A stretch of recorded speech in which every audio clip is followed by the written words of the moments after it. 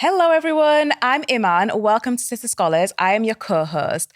I'm currently a PhD researcher at the University of Leeds and I'm exploring the barriers to education that Black students face in higher education within the UK.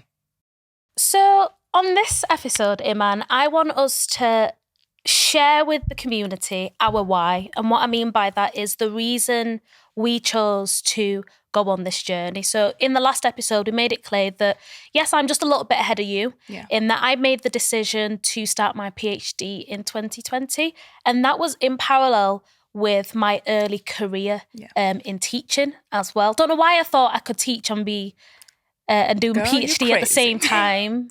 That's a whole conversation on work-life balance later on. Don't do it. But yeah, I want us to kind of share a little bit about our journey so that people can understand just the heart behind our intellectual pursuit, as we've explored in the last episode, and why it's important for others choosing to engage in this journey, choosing or aspiring to pursue a PhD, why they should have a why. Yeah. Because I don't think it's for the weak and I don't think it's for those trying to see how it goes. Definitely not. It's not something you play by ear. Nope. Do you know what I mean? Not. Because it's a commitment. It's a journey. It's not just a few days or a few weeks. It's a number of years and you can't even put an end date on it because you don't know how long it's going to take, unfortunately. Yeah. Well, however, I think it's really important though to have that why. You're so right in that because I think when you have those hard days, it's what keeps you going. Yeah. It keeps me going. Yeah. I think I'll have a really difficult day and then I'll just come home and I'll be reminded of the reasons why I'm doing what I'm doing. And that's the thing that'll keep me going. Yeah. I won't give up because of it. Absolutely. And I think for us to explore our why, I think it would be helpful for us to kind of take everyone on a journey and go back to the beginning. So myself and yourself, we both have teaching backgrounds. I'll let you tell your version of the story. So if you could tell us, Iman, how did you arrive at PhD-ing? Yeah.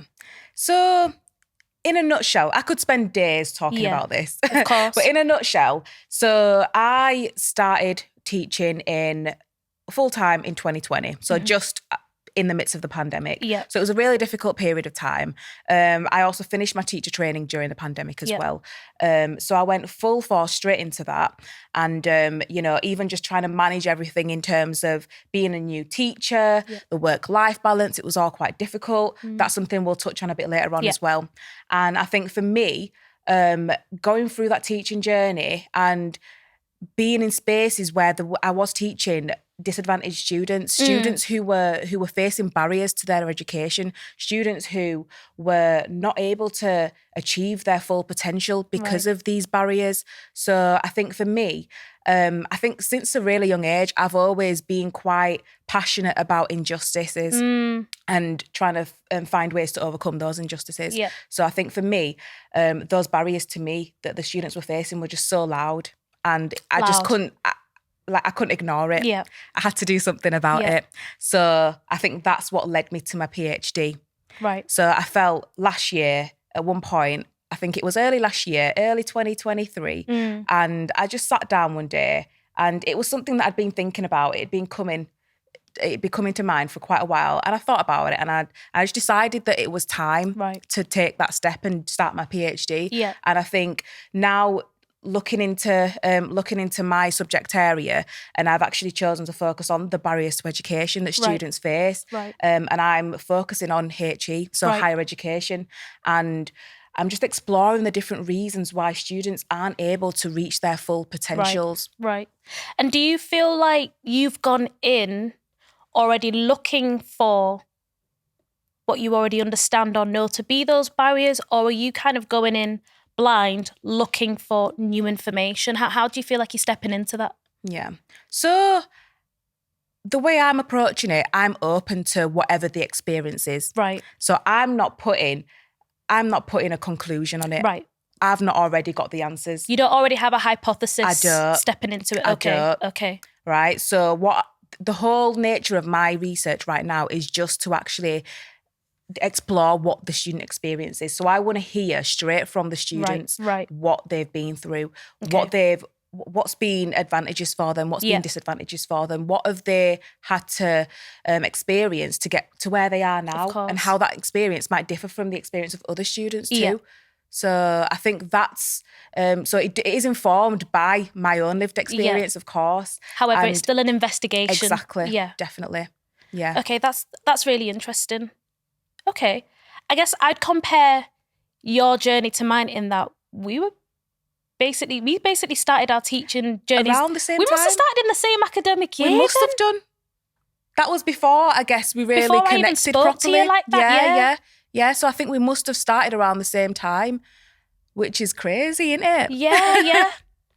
But yeah, okay. Yeah. So, before I go into mine though, yes, you stepped away from teaching to do your PhD, but is that the end of your teaching career, or do you feel that teaching and learning element will still come around somehow, some way? So it's definitely not the end of my teaching career, because I am still teaching right now. Okay, yeah. Yeah. So I did take a little bit of a break while starting my PhD, but I have actually gone back into the classroom. Right, okay. And although it's not in the same capacity, I am still having that contact with students because that's what I love about teaching. And, you know, as cheesy as it may sound, I really do enjoy being in the classroom and spending that time with the students and engaging with them. And it's really something that I did start to miss, actually. Okay, I'm sure you remember a few conversations where I told you I was starting to get the itch a bit. Yeah. You're not the first person that said that. It was time to go back. Because it is a rewarding experience. Yeah, teaching it really is a rewarding job. Yeah, so I guess next steps, you know, whether it's like teaching within academia, other teaching and learning, I'm open. Okay. How about yourself? What are you thinking? Is it the end of my teaching career? I'd say no, in that stepping away from teaching in secondary education, I found that I've had ample opportunity to teach adults. Yeah. More in the corporate capacity. Yeah.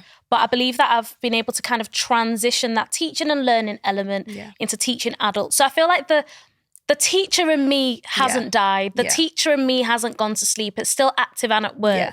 However, I see why one would stepping back into the classroom, because there's just something so beautiful about being in a room with a bunch of young minds and being able to inspire still. That's it. Yeah. I think that just goes back to our why. Doesn't it? And that is the reason why we really do what we are doing. Yes. So I guess kind of just going on from that then, like what else do you think that you might want to achieve aside from your PhD? What's next? Okay, what's next? I haven't done my why. Okay, I haven't done my story. Yeah. Let's go into it. I haven't done the what to the what next. Okay, so in comparison so I want to parallel my journey to yours. Yeah. So we both started teaching around the same time. I left teaching. Do you remember what year it was when I spoke? We had loads of conversations on the build up to me leaving. I think it was 2021. 2021. I think it was 2021. I think it was 21 or 22. The academic year, end of 2021 academic year. I can't remember. It's all like blurred into one. Okay. So whenever I left teaching, my reasoning or the logic to my stepping away from teaching was, number one, I needed to finish my PhD, because at the rate at which work-life balancing was not balancing as teacher, I just wasn't getting... I wasn't getting anything done. I was in the data collection phase and I was like, I need to give full-time attention to my data collection.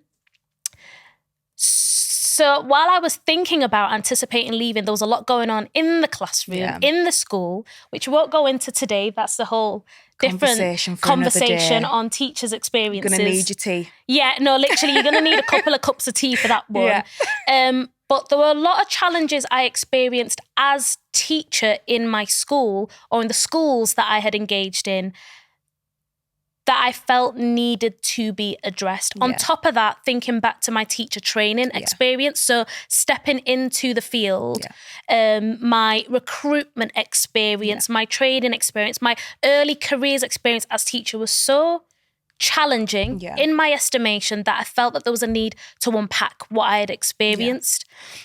As a Black woman teaching in a predominantly white school community,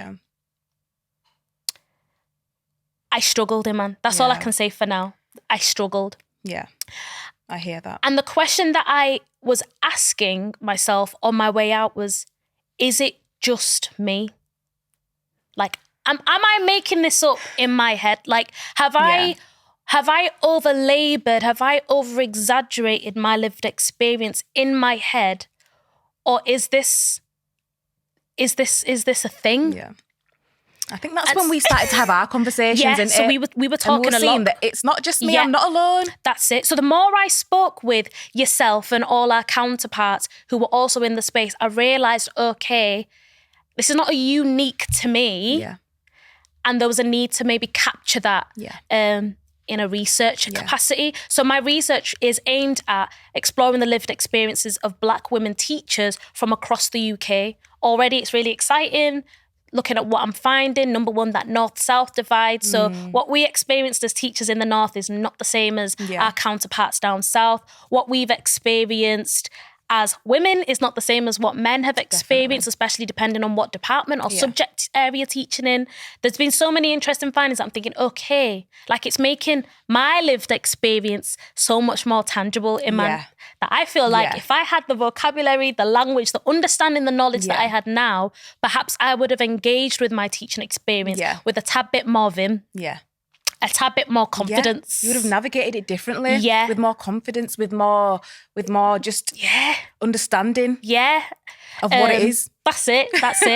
But circling back to then this sisterhood element, I'm hoping that our findings and our research allows us to put something back into the community that would empower, that would encourage, so that whatever we've experienced in terms of difficulties and challenges don't have to repeat themselves in the lives of others. Yeah. So that's my why. Onto the what next. You can do the what next. The what next. Okay, so what is next? I think that is a huge question in itself. Yeah. And I think just without going into it too much right now, I think really what is next for me is just continuing on this journey within education space. And I think, working with young people, working with adults, helping people achieve what they're trying to achieve in life. I think that is just a really fulfilling thing for me. So I think I will always remain within the academic space in some capacity. Yeah. So whatever that capacity might look like right now remains unknown. Yeah. Because I'm very much open to whatever comes my way. No, absolutely. How about you? What are you thinking? I'm a little bit like yourself, Iman, in that looking at the really powerful, empowering experience that myself and yourself have shared, even just in this last academic year alone, I want to still function in this space in some capacity. Yeah, definitely. Now, I know that I've got one foot in corporate, but I continue to keep my right foot here in the academic space because I believe that there is a lot of work for, number one, us to do. Yeah. And there's a lot more building of community and sisterhood that I think if we start with this HE space, it can extend to other domains, other sectors. But I do believe that to some degree, I want to keep a foot in this space here. There's just so much work to be done. I hear that. That's it from me,